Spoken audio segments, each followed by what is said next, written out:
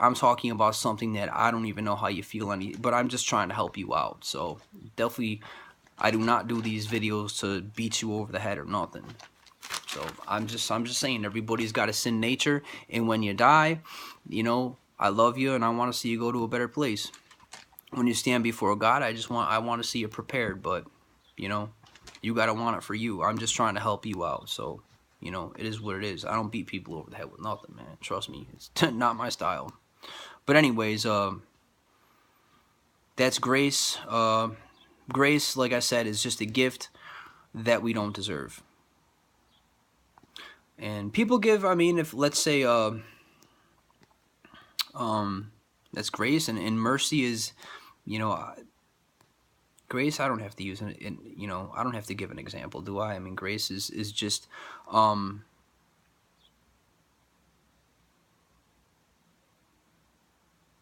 grace is just, a gift that's undeserved. You know, it's kind of like when all that would fit more into the category of mercy. Mercy is like kind of like you have an enemy.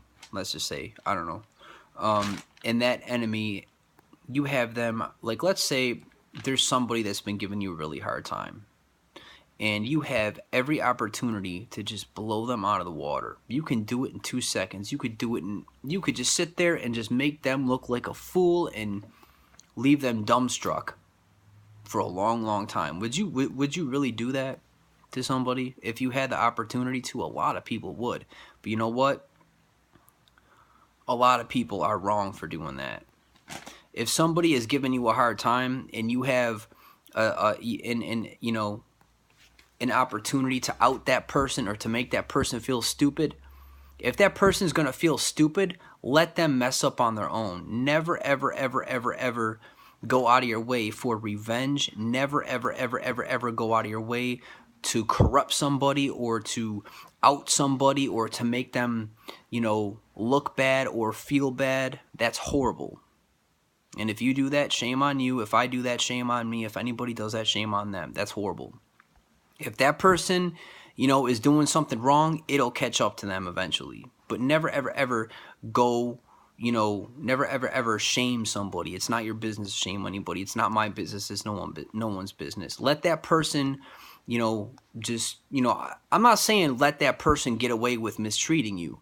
But people are going to be people, and it's just such as life. There's people in this world that are difficult people, you know?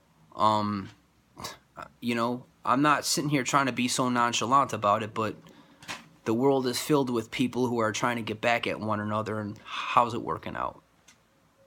Do you really want to be part of the problem, or do you just want to take a step back and let everybody else kill each other? Your choice. I'm not trying to be a jerk about it, but it is what it is. Emotions can mean, so I already went through all that.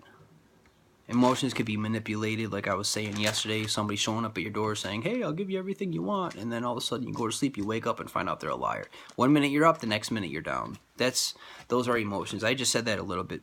Again, emotions can mean a lot, and I'm not saying to disregard them, but when your walk with God, it could be a big, it could be a big fat game, emotional. Like you start riding that emotional wave, you know.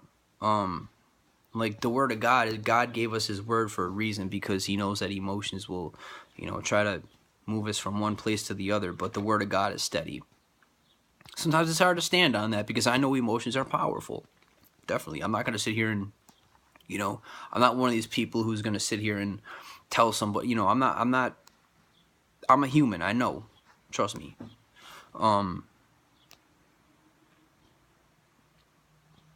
horrible, wait.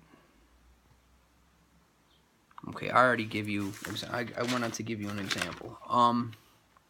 Let's see here, that's page 18. Page 19 is, yeah, page 19 is an example. I kind of went into an example of other stuff. Let me see here. Let me flip back to 19 really quick and see if I,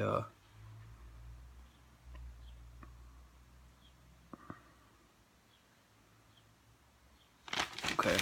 Still feelings, 20 feelings. Feelings shouldn't be ignored, but when you're getting to know God. I already said that. When you're getting to know God, always let His word be your final authority. Feelings can be powerful. It's a process. It is a process. Everything is a process. It's a lifelong process. It'll never end in this life. It's a process. A lot of people struggle with this. So I said that too. But God will help them through that. That's what grace is for. Exactly. That's what grace is for. That's what grace is for. God already knows you're a messed up person. He knows I'm a messed up person. He knows we're a messed up person. That's why He died for us. So, I'm not saying that, a person that, you should always be sensitive of your sin. You never just want to sit there and say, okay, well, I'm under grace, so I'm just going to sin. Even if it's by accident, you still want to confess your sin, because that's basically saying, hey, to God, hey, look, I really, really, really want to get over this, but I'm struggling in this, certain specific area, and I, open that door, and again, leave the results up to Him. It's not hard. And just know that, it's in His will to help you. It's not in His will to sit there and to not, help somebody. Again, and so a lot of people get impatient, and, they do, and it can be very, very difficult to be patient when you're struggling with something for a long time. Not everything is peaceful and as cut and dry as, but it is what it is. I mean, if it's His will to help you get through stuff. He didn't die for you for no reason. And if you're in a real relationship with Him and you really, really, really, really, really want to turn from that sin, then He'll help you. I mean, even if there's a sin where you're just like, God, I don't even really want to turn from this sin, but I know that it offends you, but I'm kind of really like, I'm stuck. And I can you just really help me up out of this, out of the situation that I'm in? Can could you just change my heart to, really want to do, your will and live, just stuff like that. I mean, again, if there's a sin that you're struggling with, and you don't want to turn from it, just say, hey, look, I don't even want to turn from this guy, but I know I have to, so just, help me out, please. You don't have to sit there and beg Him for help. I mean, but if you really, really, really want the help, He'll give it to you. If, especially if you have a relationship with Him, He will. I don't see why He wouldn't. It might not come overnight. It might not come next week or even next year, but help will come. Or it might come overnight. I was basically delivered of smoking overnight. Other things too. Right away, boom. I haven't even looked back from that. Completely delivered. I mean, I was smoking, or I was on the patches. Like 21 milligrams. Those are the highest nicotine patches. I'm in my mid-30s, man. That's horrible. Like, you're sitting there taking 21 milligram nicotine patches in your mid-30s. That's not good, dude. I mean, it is what it is.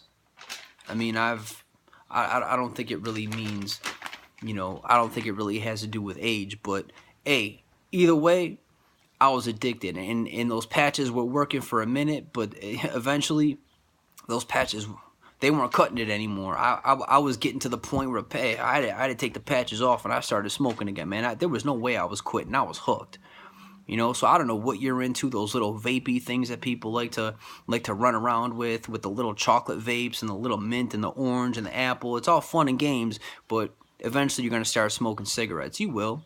And once you do, that'll start off as fun and games too, just like it did for me. But you know what? I'm lucky that God put His hand on my life, because I'll tell you something, it either would have killed me or made me wish I was dead. I definitely would have been hooked up to some kind of machine, I'll tell you that. I don't know, the next 10, 15 years, who knows? If I was lucky, I'd be hooked up to a machine. Some people die in their 30s of cancer, of don't let anybody ever tell you that you're too, that somebody's too young to die or something. That's just a bunch of hot air. People, trust me. I'm saying right now I should be smoking, but He delivered me not overnight, but let's just say a month into it, I was done. I reached for a patch and something just said, hey, Don't do it. Take it day by day. That's what I did. I almost reached for that patch too. I almost did. I almost ignored. I didn't hear it, but something told me, like it was like a thought in my mind. Something said, "That's it. You're done." I'm not talking about something audible. I'm just talking about, something in my mind. I said, "Hey, just, a real small, still voice. I can't explain it. Nothing. It didn't have a, it was just a thought. But it was weird. I can't explain it. And it just said, 'That's it. You're done.' Take it day by day. Put the patch down." So that's what I did. I started taking it moment by moment by moment, minute by minute by minute. One day turned into the next, and weeks went by, and all of a sudden a year, and boom, a year and a half, here I am. I almost reached for that patch too. I almost ignored it. I was like, man, I just need this patch, man. And if I reach for that patch, I guarantee there's a good chance I'd be smoking right now as I'm talking to you on the phone. Pretty much. And that's not, I'm not sitting here bragging about it. I know, I'm just sitting here trying to tell you that, all in all, we didn't come from monkeys. There's a God up there. There's a God up there. A monkey didn't sit here and heal me of cigarettes. I had no business quitting cigarettes, man. Amongst, I was never into drugs or anything like that. But like I said, cigarettes, that's a drug. That is a drug, and that's like I said, that's a high, nicotine is highly addictive. As a matter of fact, it's the most addictive drug there is out there on this planet. That's worse than heroin, man. Yeah, heroin is a crazy, like, I've never done it, obviously. I'm not saying I have done it, but I'm saying, having a hold of you, nicotine is horrible. Like, people just kind of, they're people smoking, in the on the billboards and in the magazines and all that stuff like that, just make it seem like it's so nonchalant and it's legal, and you see people walking down the street smoking, and you just get this subconscious like message where it's okay, everybody's doing it. Adults fall for that.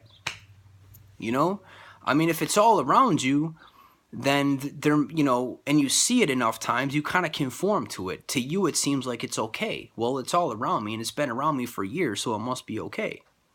Kind of like these cell phones. These cell phones everybody started buying cell phones on a regular basis in around like maybe 2001, 2002.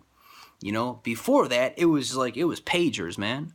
Yeah, I had a ton of pagers and house phones.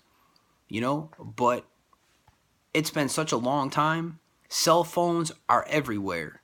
They don't even have pay phones anymore, man. Pay phones are probably in a museum somewhere. Like, that's what I'm saying. Like, it just, when something is around you for so long, it just becomes acceptable. And that's what I'm talking about. So, but yeah, so I don't need to sit here and go, go on and on about that.